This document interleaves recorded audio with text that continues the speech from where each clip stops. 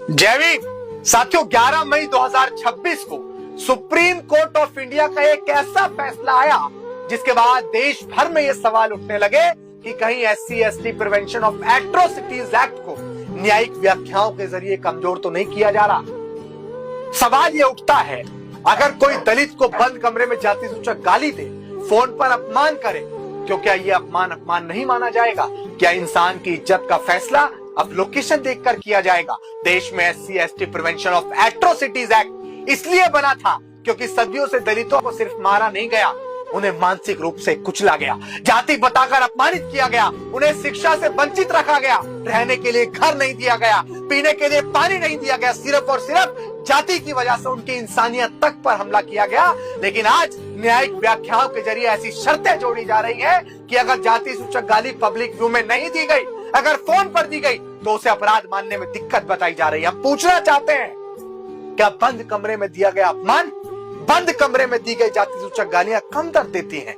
क्या फोन पर बोला गया जातिवाद कानों तक नहीं पहुंचता है? क्या यहाँ ये भी सवाल उठेगा कि बंद कमरे में किया गया रेप अब रेप नहीं माना जाएगा? बंद कमरे में की गई हत्या अब हत्या नहीं मानी जाएगी? बंद कमरे में की गई चोरी क्या अब चोरी नहीं मानी जाएगी? क्या दलित की गरिमा सिर्फ सड़क पर ही टूटती है? बाबा साहेब डॉक्टर भीमराव अंबेडकर ने संविधान इसलिए लिखा था कि न्याय सिर्फ दिखाई देने वाली जगहों पर सीमित न रह जाए। संविधान ने हर नागरिक को सम्मान से जीने का अधिकार दिया है। अगर व्यक्ति डराकर अकेले फोन पर, ऑफिस में, खेत में, फैक्ट्री में जाति सूचक शब्द बोलते हैं, तो उसका उद्देश्य क्या होता है? उसका उद्देश्य आपका अपमान करना होता है, उसका उद्देश्य दबाव बनाना होता है, उसका उद्देश्य जातिगत कुंठा होती है, जातीय श्रेष्ठता दिखाना होता है। फिर कानून उस पीड़ा को क्यों नहीं देखता? हम न्यायपालिका का, हम माननीय उच्च न्यायालय का बहुत सम्मान करते हैं, लेकिन सम्मान का मतलब चुप रहना नहीं होता। संविधान बचाने के लिए सवाल पूछना भी लोकतंत्र का हिस्सा है। और आज सवाल सिर्फ एक फैसले का नहीं है, सवाल है कि क्या दलित की गरिमा पब्लिक व्यू की मोहताज है? जातिवाद बंद कमरे में भी उतना ही जहरीला होता है जितना पब्लिक व्यू में। अपमान का दर्द गवाह नहीं ढूंढता। दलित की इज्जत CCTV फुटेज पर निर्भर नहीं हो सकती।